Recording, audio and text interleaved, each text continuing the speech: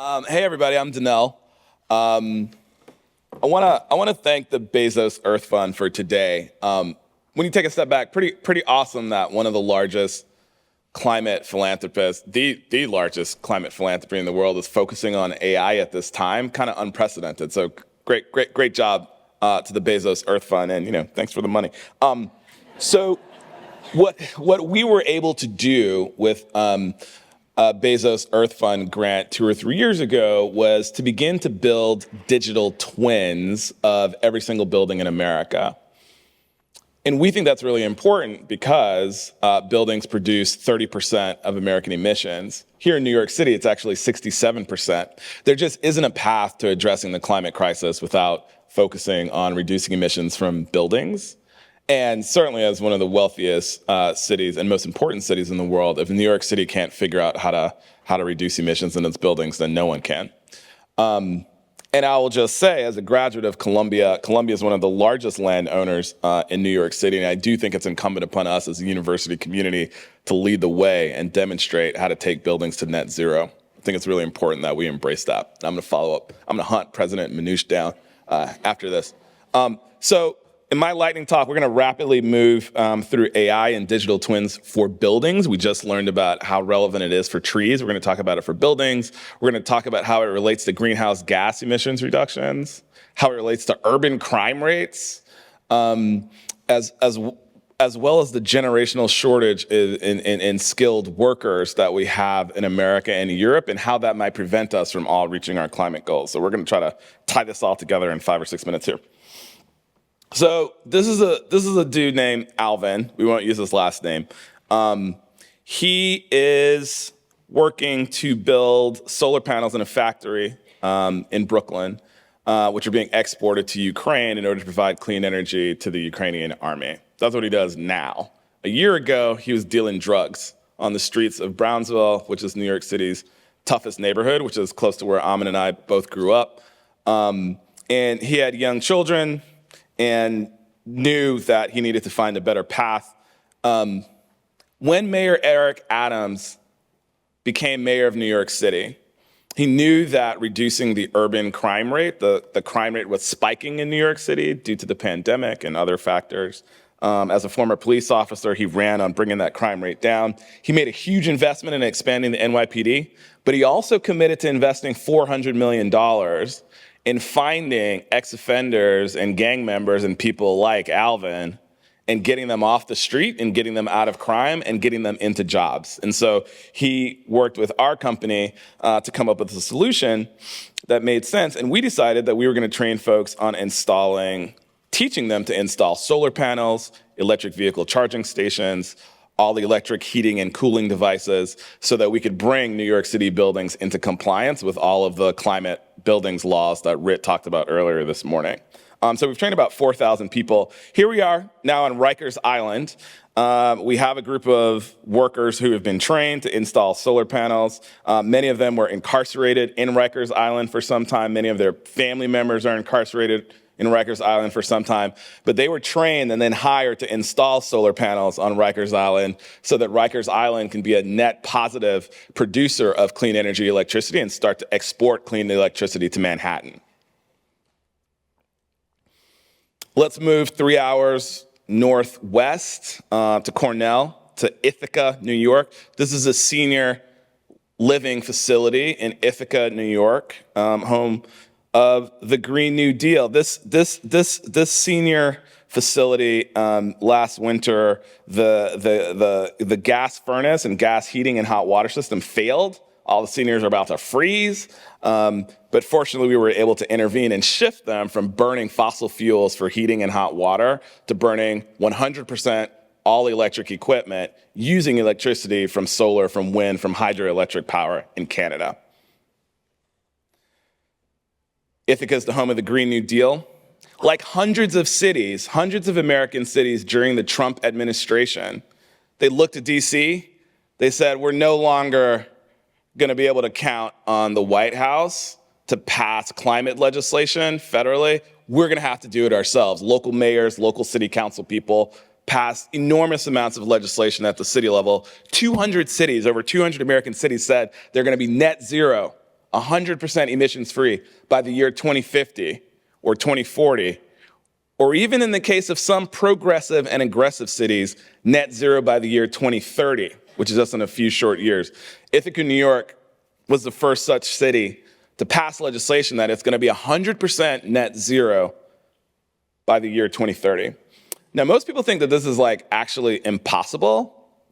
It's possible, but it's very hard. Here's a boiler. Here's a fossil fuel heating and hot water system in a nearby building here in Harlem. You can see that there's like spare wires dangling off to the left. There's like a hole in the wall under the brick. Like this is not where we need to be, but this is where most of our buildings in New York City are, and that's why 67% of our emissions are produced from buildings. It's really hard to figure out how to transition buildings from fossil fuels to 100% clean energy. I was talking to a buddy of mine recently who had an old Porsche that he inherited from his father. He didn't want to get rid of it. He wanted to electrify the Porsche. He went in, he ripped out the fossil fuel engine out of the Porsche, the transmission, whole 9 yards, went and bought a Tesla battery and figured out how to install it into the Porsche and reconnect it. The new Tesla battery to the old wheels and the old frame. He spent a lot of time on this. It was pretty complicated. It cost him $100,000, fortunately, as a trust fund, and a Porsche from his dad. But retrofitting buildings, like retrofitting that Porsche, is pretty difficult. And what we want to do is remove this fossil fuel system in this building, in the Senior Center in Ithaca, and we want to replace it with an all-electric device that's going to use clean electricity to provide heating, hot water, air conditioning, and also energy for cooking. And we need to do that in 100-year-old buildings across New York City in order to reduce our emissions. So what does that take? It actually takes a lot of physics and thermodynamics. The furnace burns oil or burns gas. It produces heat or hot water or steam. It runs that energy through pipes throughout the building or vents. The pipes then deliver that energy, that heat, into radiators or floorboards or through the vents into rooms like this one. And then all of that energy is eventually lost through the walls and windows. This is why buildings are hyper efficient, because we're burning fossil fuels in our basement. In order to fix this building, you have to pay an engineer who understands thermodynamics, who investigates every aspect of every individual building's energy system in order to solve the problem. This is incredibly expensive. For the Senior Center in Ithaca, it might cost $100,000. For this building that we're in right now, it may cost $500,000 just to figure out what the physics are of converting a building from fossil fuels to clean energy. So what we've done is we've built digital twins with the Bezos Earth Fund of all 125 million buildings in America. We won a project from the White House and the US Department of Energy. There's a bunch of national laboratories. Some of you may have seen the movie Oppenheimer. We use the national labs to invent the nuclear bomb.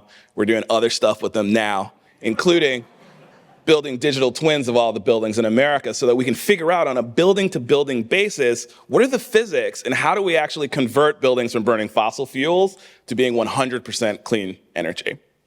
And so by using digital twins in all of the buildings, we can start to figure out the necessary mechanical engineering, electrical engineering, construction, the kinds of third-party financing that are needed to pay for all of this stuff. What are the scopes of work that we need to hand to a worker like Alvin so that he can visit a senior center or an apartment building or an auditorium like where we are and begin to green that building?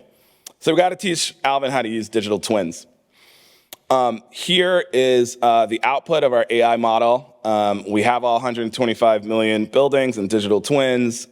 We have the AI optimized to figure out how should we reduce each individual building's emissions by 30%, 50%, 70%. That's what we ask the AI to do. It spits out an optimization. You type in your building's address, and the AI tells you, here's your work plan for how to reduce your specific building's greenhouse gas footprint. Here's how much we think it's going to cost. Here's how much money we think you're going to save.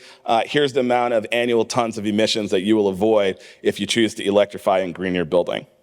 So because we've built that AI, we can go back to Alvin, who was dealing drugs a year ago, and we can now turn him into the implementation champion of emissions reduction in New York City. Empowered by AI and this, FLIR thermal camera on his iPhone. He can walk around the building. He can see where heat is being produced and distributed and lost in a building. It feeds into the AI model. It gives him a scope of work. It allows Alvin to be empowered to green that building using AI. Digital twins have a flywheel. The more accurate data we get into digital twins, the more their accuracy increases. The more their accuracy increases, the more we can reduce costs of greening buildings and electrifying them.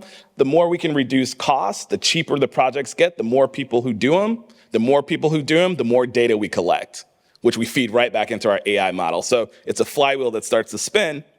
And last, using this system, we've worked with 4,000 homeowners in Brooklyn and other places to start to decarbonize their buildings. In Ithaca, we've gotten off to a good start by focusing on community buildings, the local coffee shop, several churches, a factory where community residents gather. We started on electrifying and decarbonizing those buildings in order to demonstrate to everyone in the city that it's possible and probable that we are going to meet our goals of taking this entire city to net zero by the year 2030 using digital twins. Last, thanks to all of you. If you guys are interested in figuring out how to green your city or green your building entirely and take your building to net zero, it is one of the most important parts of your personal and familial greenhouse gas profile. But not only should you do it to save the planet, it turns out that burning fossil fuels and dead dinosaurs in your home is a terrible idea for your health.